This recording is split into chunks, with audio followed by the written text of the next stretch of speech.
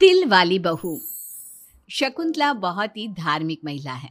हर समय पूजा पाठ में लगी रहती है। वो कोई भी काम बिना शुभ मुहूर्त के नहीं करती है। शकुंतला अपने बेटे राज की शादी करवाना चाहती है, इसलिए वो पंडित जी के पास राज की कुंडली लेकर जाती है।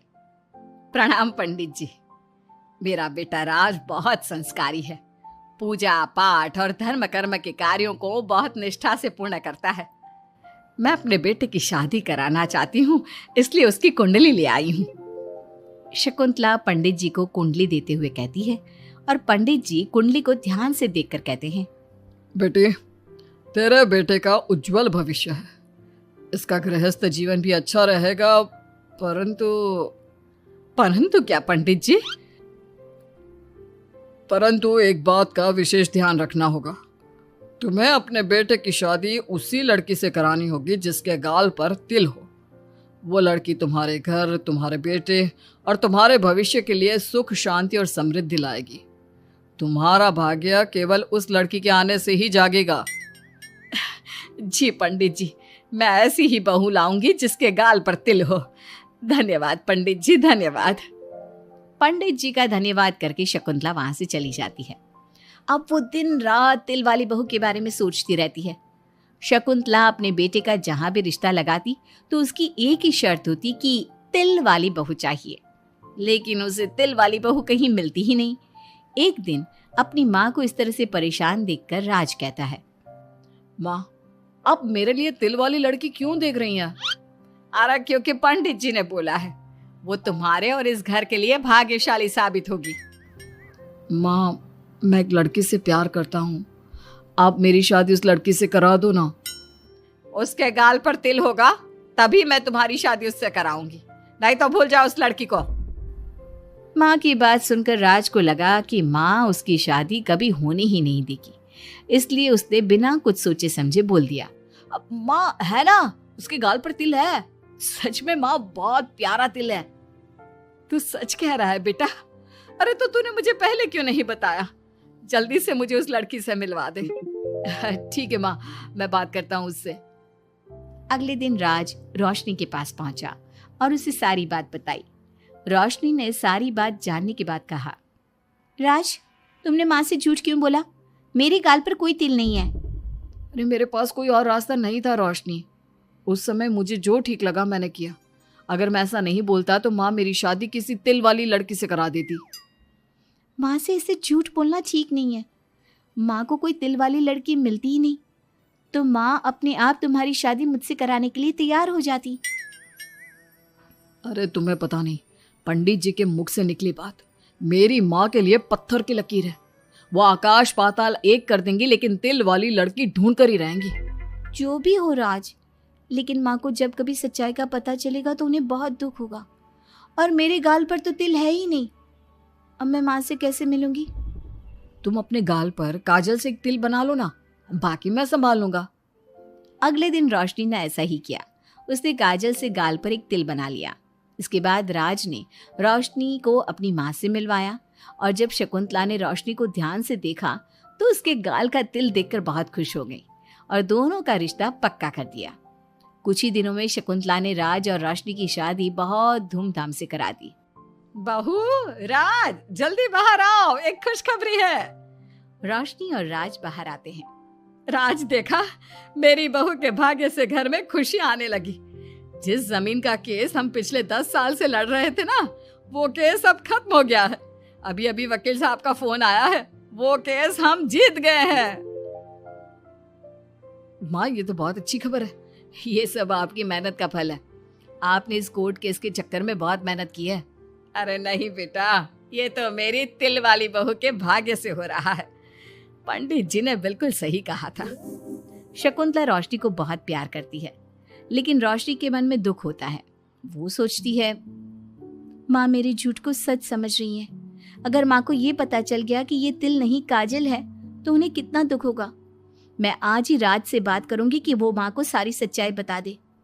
शाम को राज घर आता है तो रोशनी राज से कहती है, राज, हमें माँ को सारी सच्चाई बता देनी चाहिए। घर में कुछ भी अच्छा होता है तो माँ को लगता है कि सब मेरे गाल के तिल की वजह से हो रहा है। तुम्हारे गाल की तिल की वजह से कुछ नहीं हो रहा।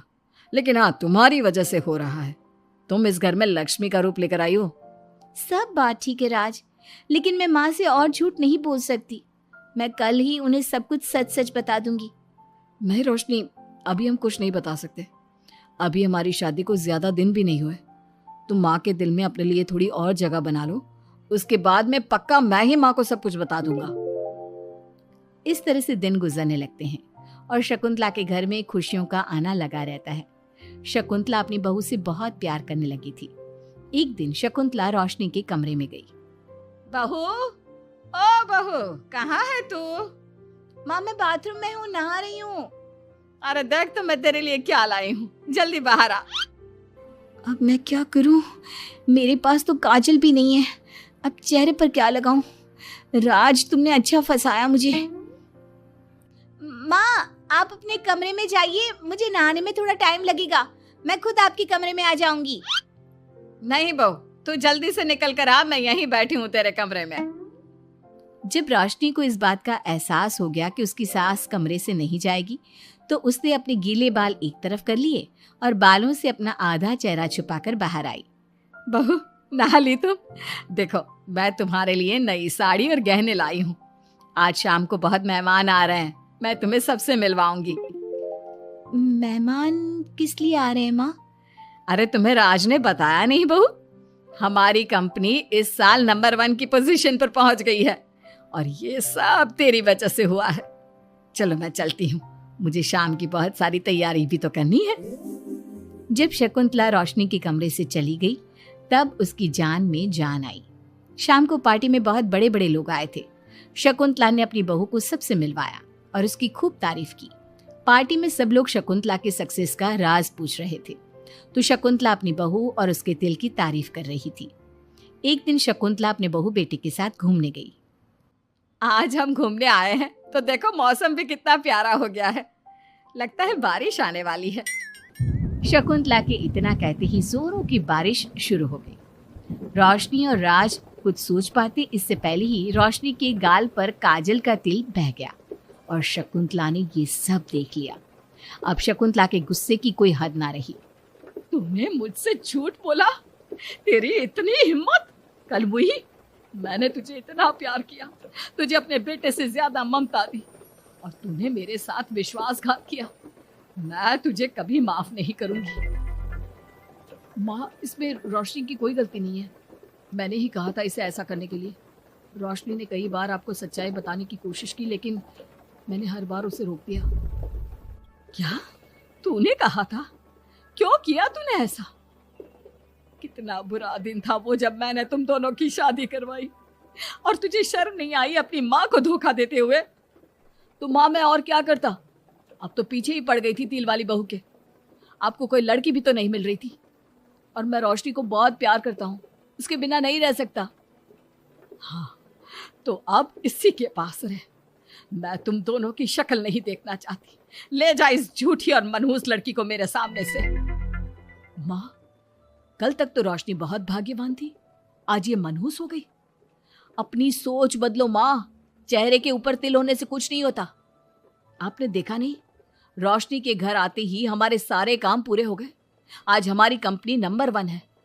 अब कब अंधविश्वास करना छोड़ोगी? बेटे की इतना समझाने पर माँ को समझ में आ जाता है कि वो गलती कर रही है। शकुंतला अपने बहू बेटे को लेकर घर आ जाती है। अगले दिन शकुंतला रोशनी के गाल पर काजल से एक तिल बना देती है। राज और रोशनी शकुंतला को बहुत हैरानी से देखते हैं। तब वो कहती है, ऐसे क्या देख रहे हो तुम दोनों? ये तिल नहीं, काला टीका है, ताकि मेरी बहू को किसी की नजर ना लगे। शकुंतला की बात सुनकर सब हंसने लगते हैं।